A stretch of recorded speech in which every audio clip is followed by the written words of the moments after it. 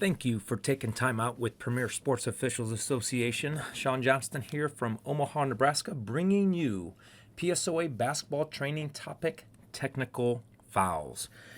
Every single year, the calendar flips, and at this point of the season, technical fouls spike.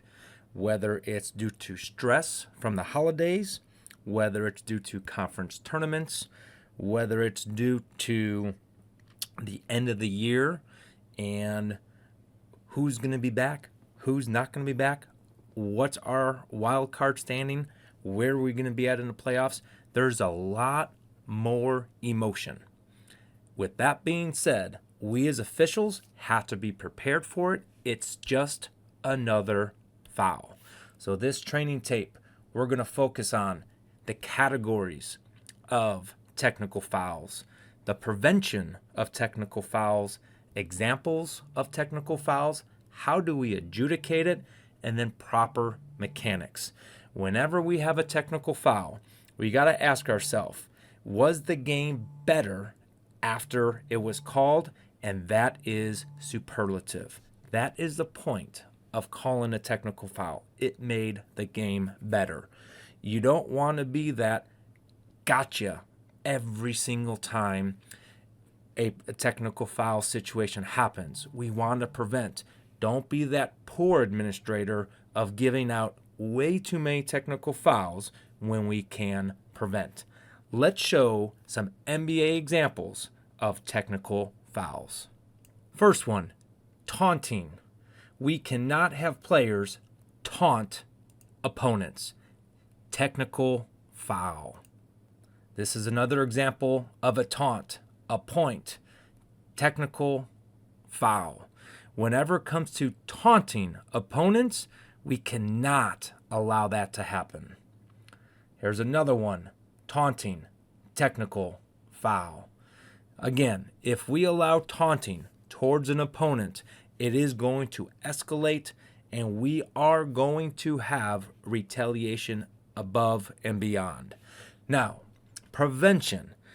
If you have players taunting, but the other team doesn't see it, get to that player as fast as possible. Let them know, no gestures whatsoever. Once you let the player know, you have to find the head coach. When the head coach is given the information, head coaches will help monitor and enforce sporting behavior. These are the categories we're going to cover, and we don't have enough time to go over every single example, but we are going to go over quite a few. Administrative technical fouls, we went over early preseason observation form before the 10-minute mark to prevent an administrative technical foul in the scorebook. Have coaches sign the book. How many JV quarters? Are players' numbers correct? Are all players in the book? And are the starters proper? Have a goal, 0 administrative fouls this season. Next one, a team technical foul. Not being out on the court after a timeout at that second buzzer. We want to prevent positive communication. 15-second horn, get in there. If the coaches are continuing to coach, give a little whistle. Please have the players ready at the second horn. If the coaches ignore you, team delay of game warning. That's a prevention. It's not a penalty.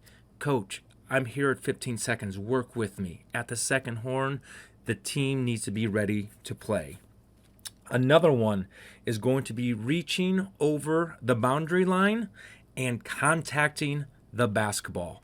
No warning, but there are ways to prevent. Let's take a look at a video. So we have a sideline out of bounds here. Whenever we're coming out of a timeout or if it's a intense part of a game, administering officials communicate to the player inbounding the ball, designated spot. You can move, you cannot run. Defense, stay outside this plane. This will remind players what they can and cannot do. Now the question is, the judgment is this ball over the quarter play, or is this ball outside the plane? Regardless, the ball is touched. This is what we need to know the status of the ball. If this ball was over the quarter play, legal touch, out of bounds on number 23. But the judgment of the official was the defender reached over the boundary plane, contacted the basketball. This is an automatic technical foul. To avoid this, to prevent this, talk to the players. Back up the offense, back up the defense. Do not touch the basketball until it's released or clearly over the court. What makes this a delay a game technical foul? Ball goes in, the offense is trying to grab the basketball, and then the previous offense hits the basketball away. This is a delay of game. We want to warn this when this happens. We clearly have the new offense wanting to grab the basketball, and we clearly have the old offense preventing that by touching the basketball. Boop, boop, boop, boop. Time. Put in the scorebook. Delay of game, black. Remind the players not to touch the basketball after a made basket. Go up to the head coach. Remind the head coach to remind their players, do not touch the basketball after a made basket. To prevent the technical foul, bring attention to the situation, communicate the situation. It will not happen again. But this is touching the basketball after a made shot. If a team does it twice, team technical foul. Another example of team technical foul. 1, 2, 3, 4, 5, 6 players on the court. Once the officials recognize there's 6 players on the court, blow the whistle, enforce a technical foul. How do we prevent this from happening? We must, as a crew, go back. Before we put that ball in play, we have to count players. This adjudicating official shall not give the thrower the ball until all 3 officials count 5 on 5, close fist. But it is the coach's responsibility. So once we have 6, blow the whistle, technical foul, prevent, count 5v5. The last example of a team technical foul is dunking or attempting to dunk or stuff a dead ball during pregame or intermission. Officials, before you walk onto the court at 15 minutes, blow your whistle. Let the players know you are about to walk on the court so the players know to stay off the rims. The next category that we're going to look at is substitute technical foul. How to prevent this? Control substitution process consistently. From the first substitute of the game, do not let the players come on the court unless you beckon them in. Have their shirts tucked in as you beckon them in. When you're reporting a foul, have the sub sit, report the foul, then bring them in. If substitutes come in too quick, talk to the head coach. Ask the head coach for help. Head coaches want to work with us because they do not want technical fouls. The next one, player technical foul. We must see frustration and then ask that player, what is going on? Why are you frustrated? If it's performance-based, use positive communication. Hang in there, a lot of game left. If it's opponent-based, listen to them and let them know, I will talk to that player. I will look for that. Stay playing basketball. Again, prevent it with positive communication, but now let's find examples of player technical fouls. This is an example of a player technical foul hanging and pulling themselves up on the rim. Players, once you dunk the ball, let go of the rim. The times that players can hang on the rim for a little bit longer is if they swing and they're afraid they're going to swing forward, and the other time is if there's an opponent underneath them. Other than that, a swing and a pull-up is an automatic player technical foul. This play is an example of disrespectfully addressing or contacting an official or gesturing in such a manner as to indicate resentment. So players cannot go up towards officials, scream, yell, and use unsporting language, correctly called technical foul on the player. This play is an example of a player technical foul, baiting and taunting an opponent. Stepping over, going towards an opponent on the ground, technical foul correctly called, player technical foul on 21 Orange. This is a great example of dead ball officiating and seeing unsporting behavior between opponents and stepping in and communicating with both players. We're bringing both players together and communicating. Ladies, let's play basketball. Once we do that, get that information to the coach as well. This is good preventive officiating so we don't have technical fouls. But now the whole entire crew must watch 15 and 21 for the remainder of the game, so it stops right there. Same game after the warning, number 21 blue fouls, doesn't back away, goes into each other. Great job, double technical foul. These are examples of player technical fouls, not backing away, but going towards each other. Good job getting those both technical fouls. The next type of technical foul is a bench technical foul. This is when players, assistant coaches on the bench are performing an unsporting activities such as disrespecting officials, attempting to influence officials' decision, using profane, inappropriate language, obscene gestures, disrespectfully baiting, taunting an opponent, and objecting to officials' decisions. Again, we have an ability to prevent a technical foul if the first time is a minor offense. We could put a bench decorum warning in the scorebook.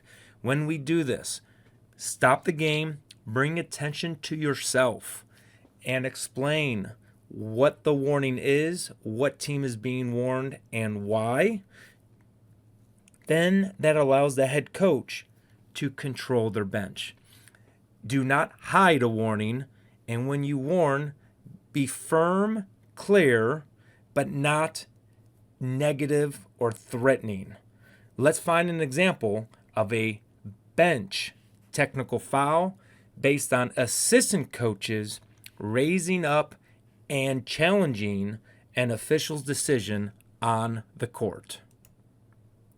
We have a play to the basket. Official calls block. Official turns around and hears the assistant coaches. They're on the court. They're yelling obscene, profane language towards the officiating crew, and a bench technical foul is given right away. And this is what we're talking about. If head coaches are aware of this situation, they will address this situation. But as assistant coaches, they cannot be up out of their seat yelling at the officiating crew and or on the court. If it is, automatic technical foul. Regardless of the call on the court, we must address each other with respect, and if they cross the line, we have to enforce a bench technical foul. The last category of a technical foul is a head coach. The head coach is responsible for their behavior. In the state of Nebraska, they are allowed to coach within the coaching box, 28-foot line to the end line, but they cannot enter the court and yell and scream and address an official in a disrespectful manner. Prevention. When coaches escalate, they raise their voice, they jump. Boop, boop. Put the bench decorum in the scorebook. This will typically get the attention of the coach. You drew the line in the sand, and assistant coaches will help settle that coach down. So we're going to take a look at two plays of a coach raising frustration where we should have used the bench decorum, and then A coach on the court arguing in an unsporting manner a decision of an official, which has to be a technical foul automatically. So a simple inbounds play, but watch the head coach here. Screen or no screen, he's up yelling, screaming at the officials. Now he is in the coaching box, so this is a minor offense, but this is an example of where an officiating crew could stop the game, not taking away a scoring opportunity, and that coach is using unsporting tone of language and body language to incite the crowd. Boop, boop, boop, boop. Team warning, red, bench decorum. And then just talk to the coach. Coach, if you have a disagreement, ask a question. We may have missed it, but we cannot allow you to escalate this situation. Same game later on, foul, red, push. Coach is now on the floor yelling at the officials. This is a technical foul. A coach cannot leave the coaching box onto the court and then address the officials in an unsporting manner. So this was correctly ruled. 1, a push, and then 2, head coach on the court yelling at officials, automatic technical foul. We cannot give a bench decorum warning on that action. Now that we know what to look for and how to prevent it, if we do have to call a technical foul, now we have to adjudicate it. If it's one single technical foul, it's 2-3 free throws for the offended team and the ball at the division line opposite the scores table. If it's a double technical foul, both teams were given a technical foul. No free throws, and it's at the point of interruption. So wherever the ball was at the time of the double technical foul, that's where the ball will be put in play and with that team in possession. Corresponding number by opponents. So let's say we have 4 technical fouls, 2 by either team. No free throws, point of interruption. But we have to make sure we communicate what 4 players have earned a technical foul, because if they earn another technical foul in the game, they are disqualified from the game. Non-corresponding numbers by opponent. So now let's say we have 3 on one team, 2 on the other. We are now going to award 2 free throws per unequal amount and the ball at the division line for the team that was offended the most, opposite scores table. If we have a live ball foul followed by a technical foul, we enforce in the order they happen. So let's say we have a 3-point shooter fouled in the act of shooting. Boop, whistle. They are going to get 3 free throws. After that shooter kicks an opponent. Now we have a technical foul. We then will shoot the 2 free throws for a technical foul on the other end. And since the penalty for a technical foul is 2 free throws plus the ball at the division line, it will be that offended team of the technical foul that will get the ball at the division line. Part of the adjudication is who shoots.